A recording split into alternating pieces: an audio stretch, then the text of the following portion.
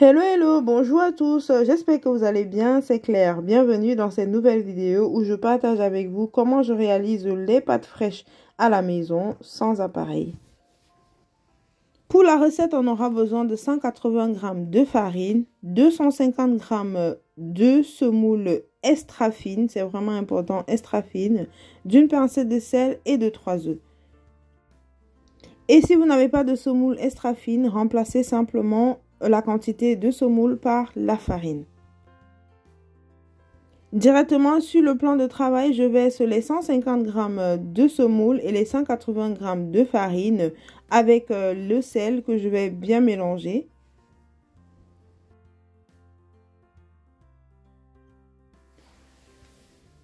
Une fois que j'ai terminé mon mélange, je fais un puits au creux et je vais y rajouter tout ce qui est liquide. En l'occurrence ici, les 3 œufs et 2 cuillères à soupe d'huile.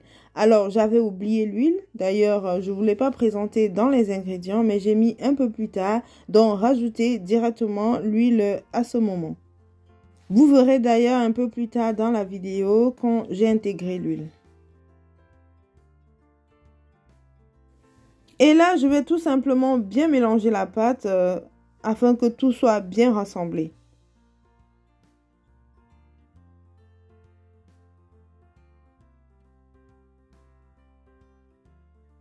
Et voilà, comme je vous l'ai dit tantôt, j'avais oublié de rajouter l'huile dès le départ. Donc, je me suis rattrapée à temps. Donc, j'ai rajouté l'huile ici et j'ai continué de bien malaxer ma pâte.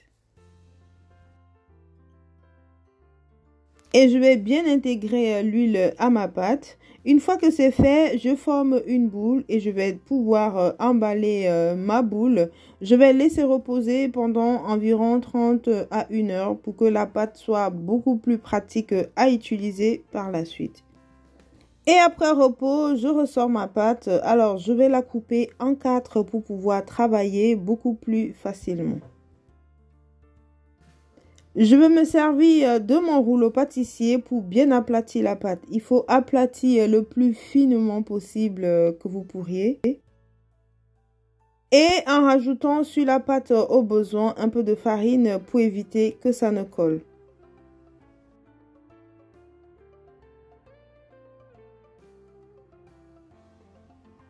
Et vous pouvez voir là, la pâte commence à devenir vraiment très fine. On peut même voir les doigts carrément à travers.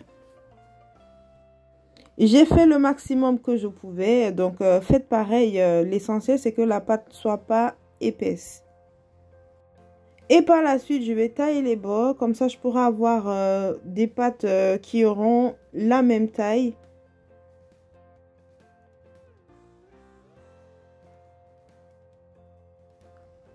Vous pouvez le voir en image, c'est vraiment très fin.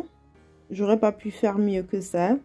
Une fois que j'ai taillé tous les bords, je rajoute un tout petit peu de farine pour éviter que ça ne colle.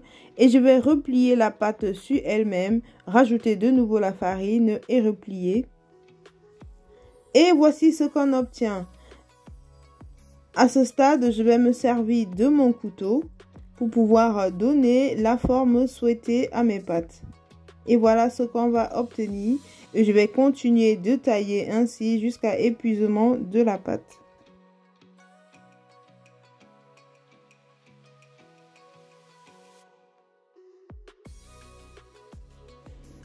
Et voilà, une fois que j'ai terminé de faire ma découpe, je détache tout simplement les pâtes comme vous pouvez voir ici en image. Et voilà ce qu'on obtient.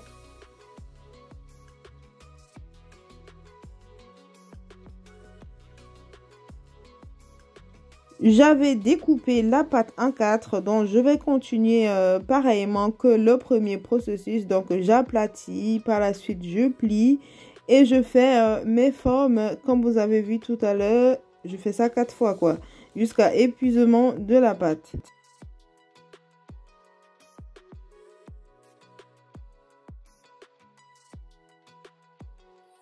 Et voilà ce que j'obtiens. Vous pouvez voir en image la quantité qu'on a. Et voilà nos pâtes terminées. La cuisson est assez rapide vu que c'est beaucoup fraîche. C'est différent vraiment du temps de cuisson qu'on met dans les commerces. Faites simplement frémir de l'eau, comme vous pouvez voir ici en image. Rajoutez le sel. Alors, moi, je les cuis pendant 3 à 4 minutes. Ça dépend de vous, surtout si vous les voulez encore al dente. Vu que pendant la cuisson, je vais rajouter encore un peu d'eau. Donc, je préfère ne pas les cuire complètement à point. Mais sinon, vous pouvez les cuire jusqu'à 6 minutes. Et là, vous avez en image ce qu'on obtient. Alors, je vais faire assez rapidement comment je peux les réaliser. Très simplement, mais vous pouvez également les réaliser avec la crème fraîche pour que ce soit plus onctueux. Mais j'ai choisi de faire vraiment beaucoup plus simple. Ici, j'ai simplement mis à chauffer l'huile de coco. Ça peut être toute huile de votre choix. J'y fais revenir mes oignons.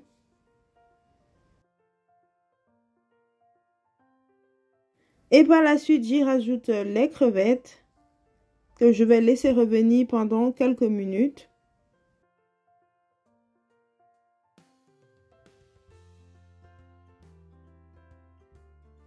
Ensuite, les tomates,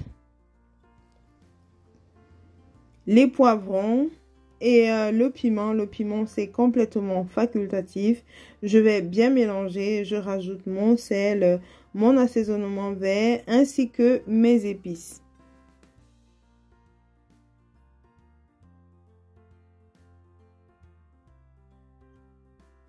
Et la sardine pour finir. Je vais bien mélanger le tout ensemble. Et par la suite, je vais tout simplement y rajouter mes pâtes et un peu d'eau pour avoir un mélange vraiment bien homogène.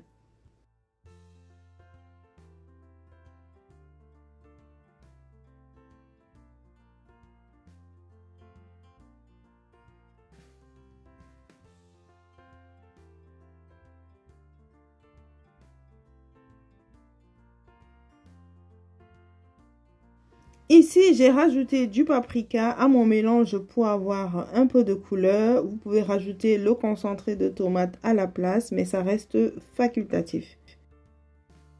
Et voilà notre plat qui est prêt, simple et efficace. Comme je l'ai dit, vous pouvez le faire beaucoup plus onctueux, mais voilà, j'ai choisi de le faire aussi simplement. J'espère que la vidéo vous aura plu. N'hésitez pas à nous le dire en commentaire ou simplement en mettant des j'aime sur la vidéo. À très bientôt dans une nouvelle vidéo. D'ici là, portez-vous bien.